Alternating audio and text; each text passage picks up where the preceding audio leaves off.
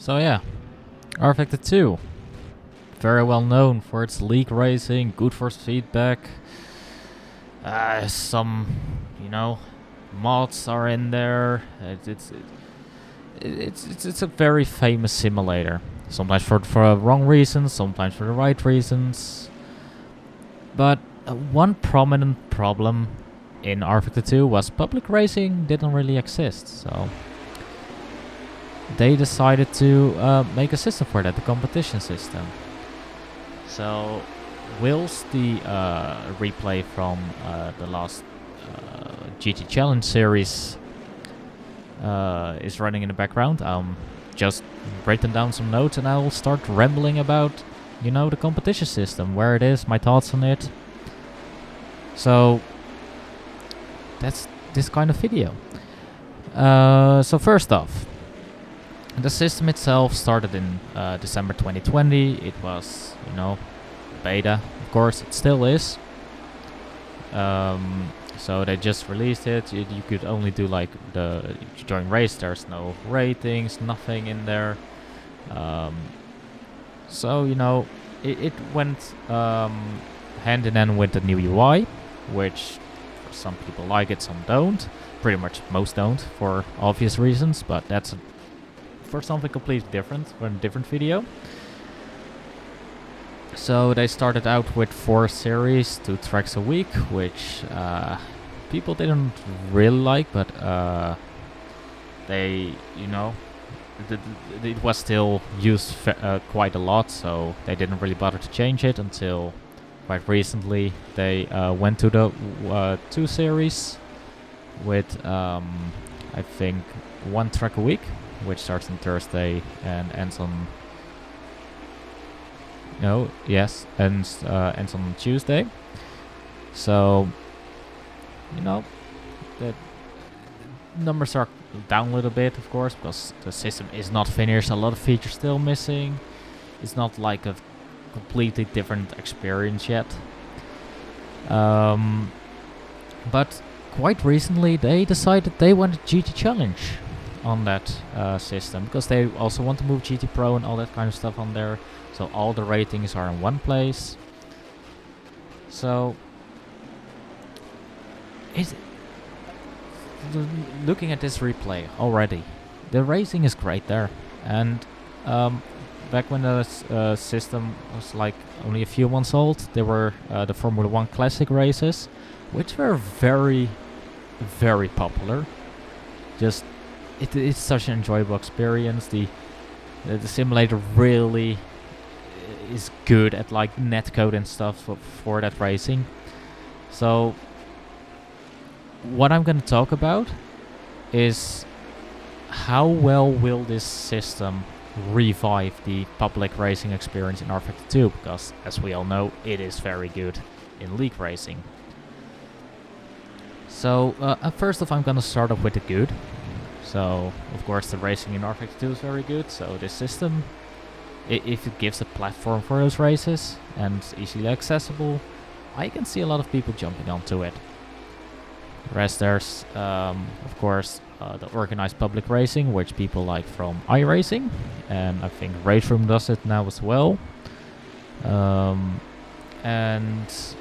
having seen like the development diaries or the roadmaps and stuff, they really aren't afraid to, experiment with different kinds of racing series. Like they recently went to more like every 2 hours there were races. Well, in the beginning, because of also technical restrictions, they did it, only a few races a day. And of course, now with GT Challenge, it's once every 2 weeks there's a race. What this means for GT Challenge, before it was on the system, it was all done manually, all the splits, because there were like 4 splits from the top of my head. Hiccup. But what happened was, if multiple drivers didn't show up, those splits would not be filled up. And this system, for those kind of championships where there are multiple splits, it automatically sorts everyone in the right split, and they are filled up. So this can definitely, help a lot in that aspect. And what this system has, what iRacing doesn't have, is that this system is set to remain free. So, that's a big advantage, of course. Everyone likes free stuff. But it also comes with a downside. Well, multiple, actually. The biggest... Well, let's first start about development speed of rF2. It's not, like, up there. It's not a big team. Sure, it's like 5 months ago it released, and we still don't have ratings and stuff, and they only they like fixed some technical malayas, and of course got GT Challenge, the formats in there. But for the rest, it doesn't really feel like it's moving along very quickly. This is a very common thing in rF2. The same is the development speed in physics and just physics features, which it's only a matter of time until another sim does something better, and then rF2 won't be the king of physics, or won't be the best anymore. It's already questionable if it is, if it still is, but still a lot of people swear by it. But it won't take long until another simulator takes over that crown. And on top of that, the biggest problem right now is the packaging system. What a lot of people already complained about is that they need every single track, every single car when they join a server. This is the way the packaging system was created when ISI was still at the helm. For the people that don't know, ISI sold rF2 to Studio 397 in 2015-ish, and they took over and they went in a completely different direction to the online racing. Like, this system was also from the beginning was in the plans, but the packaging system, it pretty much creates, as I said, a package of a series. A server can just say, like, we're only doing this track and these cars, and you do need all the cars, but you only need that one track. But what's happening in the competition system right now is that it takes a lot of resources to create all those mods, so they just put all the tracks in one mod, which means when you start the season and you want to drive the first race, you need to already own all the tracks. This kind of makes it not really expensive, because money doesn't seem to be the problem, because rF2 content is relatively cheap. But the problem is how user friendly that is. Imagine just starting up like, oh wait, I don't have this thing yet, but the race happening in 15 minutes, and you're like, oh shit, now I need to buy it in 15 minutes. It's just, it creates another hurdle for people to join such a system, to enjoy rF2, which already has its problems on its own. But so, set that aside, those are the good and the bad. It does have an ace up its sleeve, and funny enough, that's not rF2.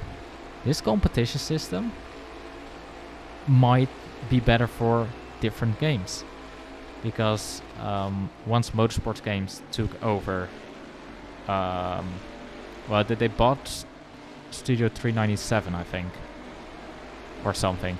At least they are at the helm now, and they have quite a few licenses.